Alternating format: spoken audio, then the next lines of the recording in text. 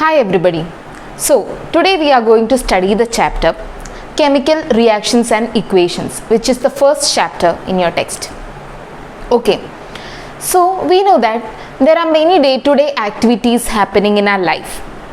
For example, what happens if we are keeping milk out of refrigerator for a long time?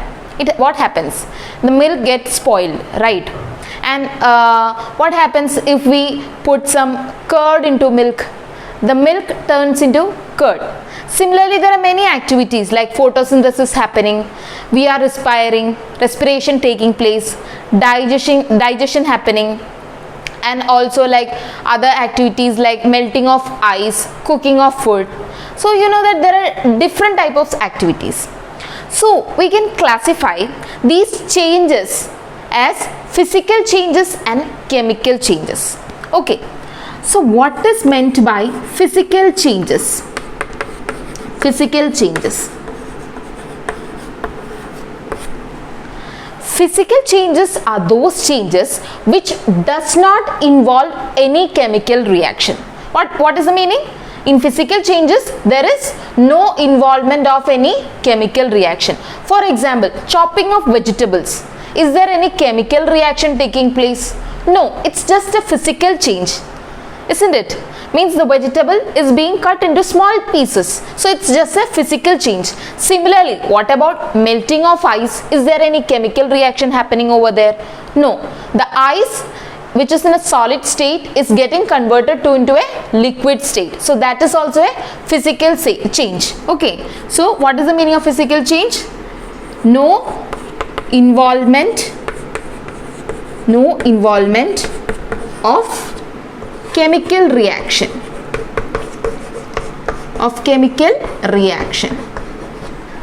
Example, chopping of vegetables,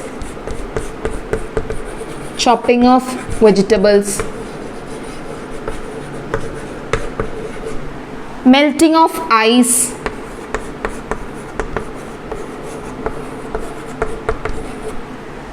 okay. Then what is meant by chemical changes? What will be chemical change? Chemical change will be those changes which involves chemical reaction. So what is chemical change? Those changes which involves chemical reaction. It involves chemical reaction. Example.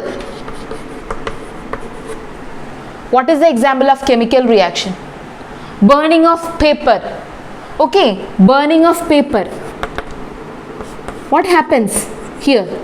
Here, when the paper gets burnt, it is reacting with the oxygen surrounding and is turning to carbon. So there is a chemical reaction involved. So those type of changes is known as chemical changes. Other examples for chemical changes are photosynthesis, respiration,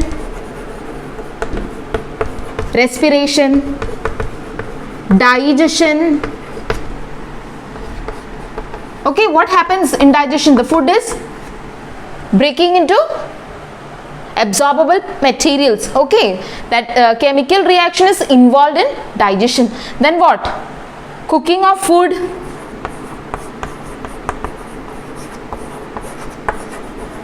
fermentation of grapes. See how wine is made. Wine is made from grapes, right? So what happens in wine preparation? During the fermentation of grapes, the alcohol is formed. So fermentation of grapes. All these are examples of what? Chemical changes. Okay. Now, what happens in a chemical reaction? What happens? The reactants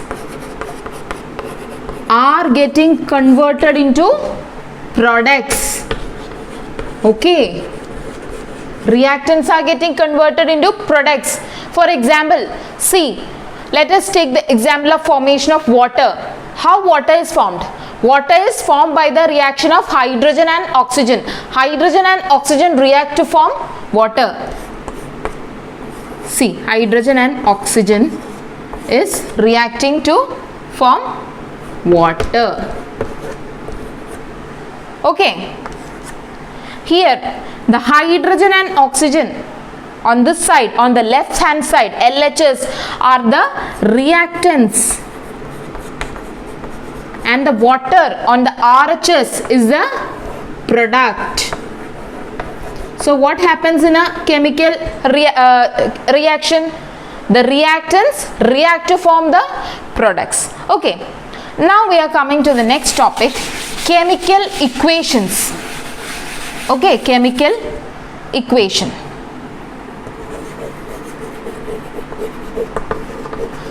So till now we were studying about what is known by chemical reaction and all. Okay, so for example, now we told about the reaction between the hydrogen and oxygen to form water. So here we are describing the entire process. So we can represent the chemical reaction using symbols. The symbolic representation of the chemical reaction is known as chemical equation. Okay, so to represent a chemical reaction we can use there are different methods. Like first one, I am describing the thing, like hydrogen combines with oxygen to form water. That is the descriptive representation. We are describing that is a descriptive representation. The next one is word equation. What is meant by word equation? The second one is word equation.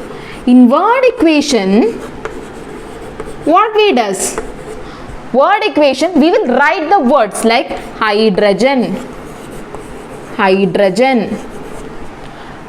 plus oxygen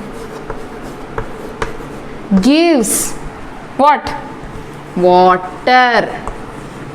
This is known as what? Word equation. Okay, in the word equation the reactants are combined using the symbol plus on the LHS side and the products are written on the RHS side. Okay, now the third one, which is the shorter method of representation, is that we can represent these things using symbol. Okay, so what is the third method? We are representing the reactants and products using symbols. That is the easiest way and it is known as the chemical equation. See how we will represent hydrogen. H2. Hydrogen exists as H2 plus oxygen. How you represent? O2. Water. How you represent? H2O. This is the molecular formula of water. So from this equation you came to know, it's very easy, no? Instead of describing the entire thing or writing the word equation, if you are writing symbols it will be very easy, like hydrogen is combining with oxygen to form water. Understood? So what are known as chemical equations? It is the symbolic representation of the chemical reaction. Okay, now see here. So which are the reactants? The hydrogen and oxygen is the reactant and the product is water over here. Now you know what is law of conservation of mass? Law of conservation of mass states that mass can neither be created nor be destroyed, right? Okay, so now if you are checking here, how many hydrogen atoms are there on the reactant side? 2. How many hydrogen are there on the product side? 2. So 2 here and 2 here. Now coming to oxygen. How many oxygen are there on the reactant side? 2. How many oxygen are there on the product side? 1. So is that balanced? No. So this is not a balanced equation. Such equations are known as unbalanced equation or skeleton equation. What? Unbalanced equation or skeleton equation. Okay, now I am writing the same equation on the top. Let's see.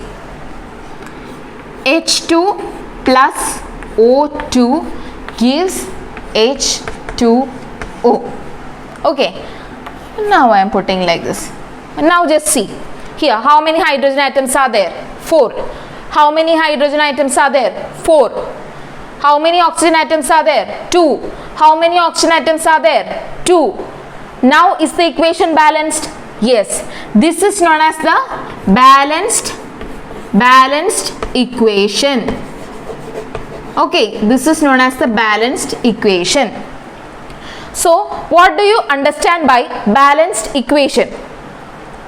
So, a chemical equation is known as a balanced equation if it has same number of atoms on both the reactant side as well as the product side. Okay.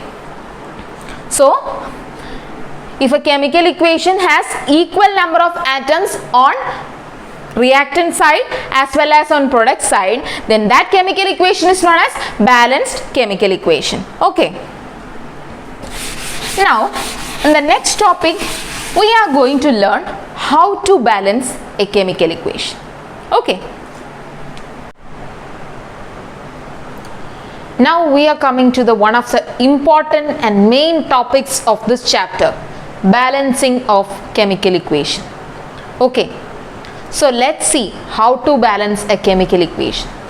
So let's take the example which is given in your NCERT itself. That is, iron is combining with steam. Steam means it is H2O to form Fe3O4, oxide of iron and hydrogen H2. Okay. So the first step is write the skeletal equation. If I am telling the chemical reaction is iron is combining with steam to form iron oxide and hydrogen. That is the chemical reaction.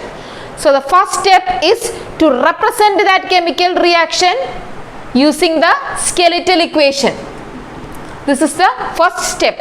Okay, you can note down the points when I am telling. Step by step you can note it down. Now here let me show the process.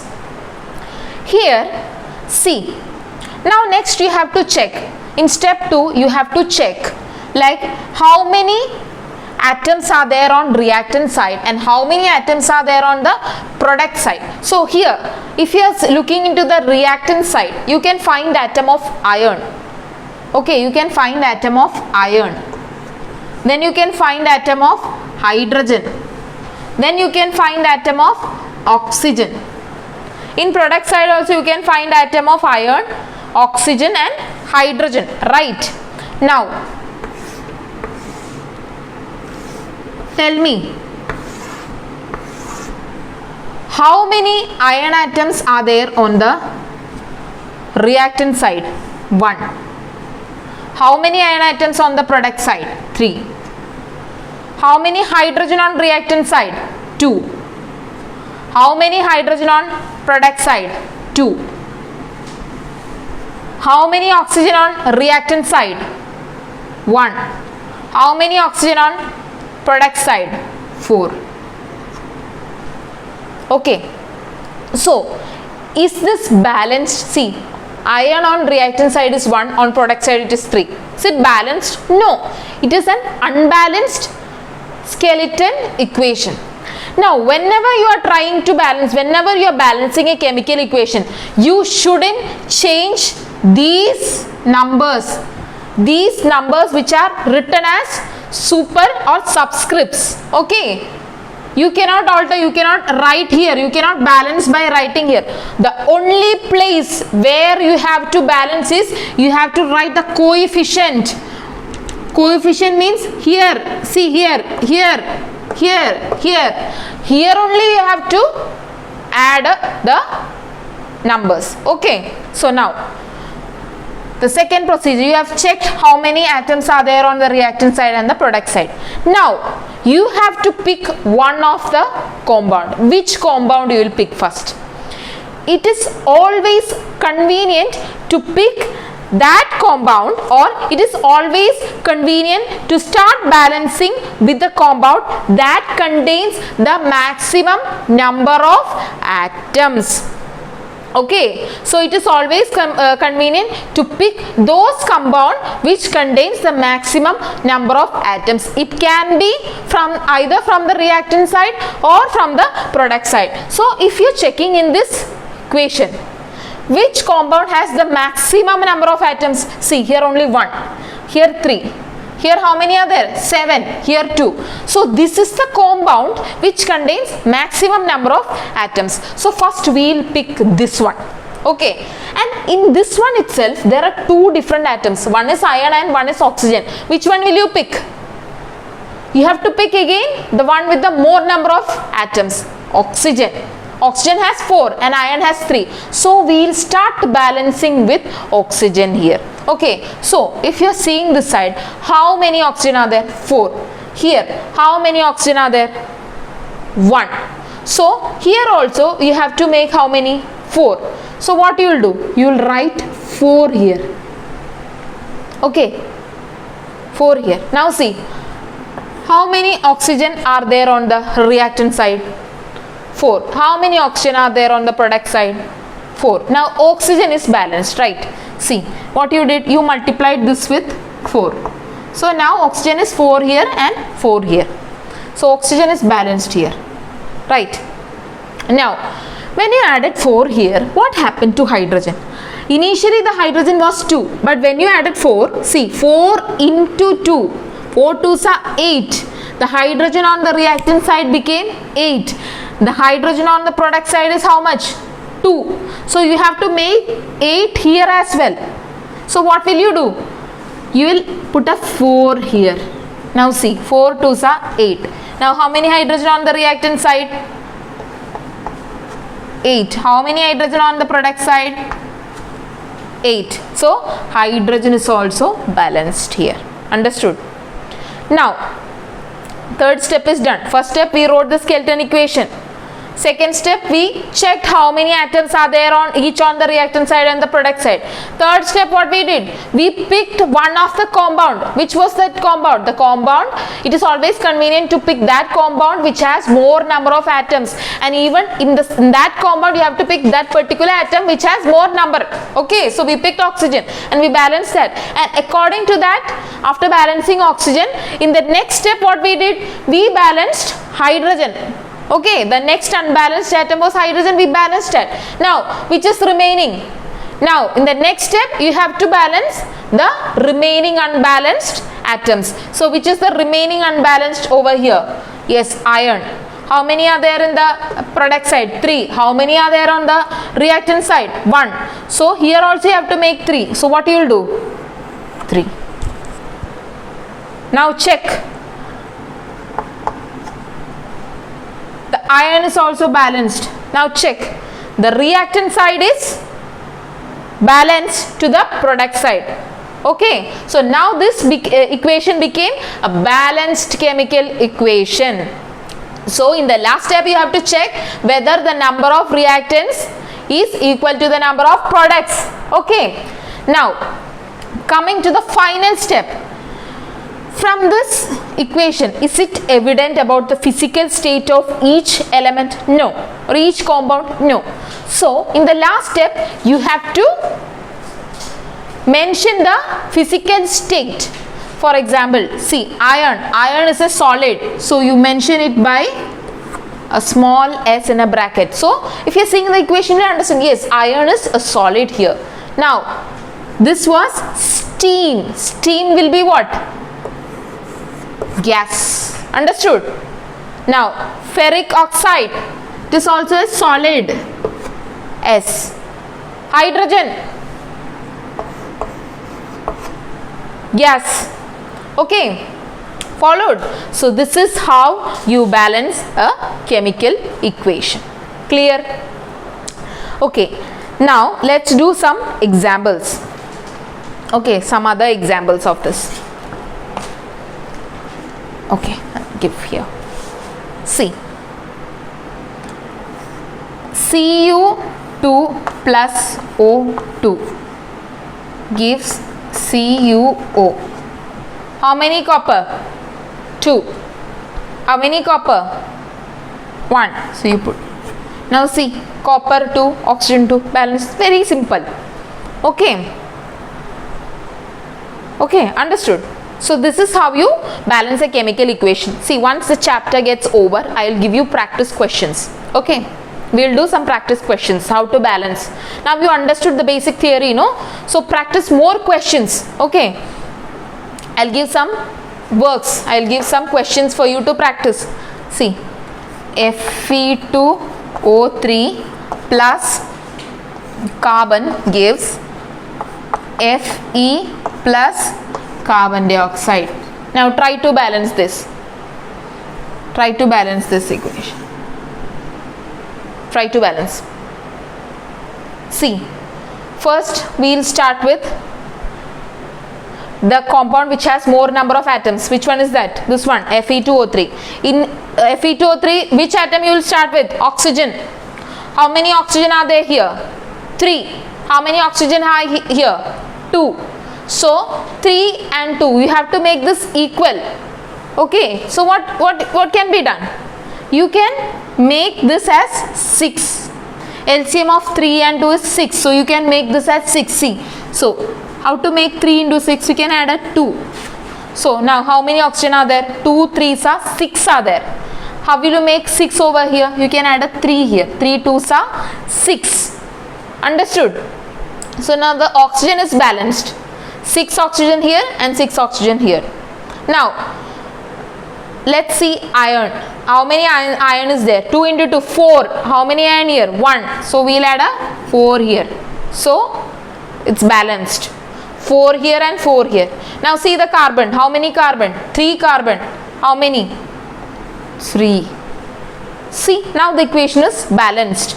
So this method of balancing the equation by putting different coefficients and checking on both the reactant side and product side is termed as hit and trial method, because we are trying, we are putting each coefficient and we are checking, right? So this process is known as hit and trial method. Clear? Okay, any doubts you can ask in the comment section. Okay.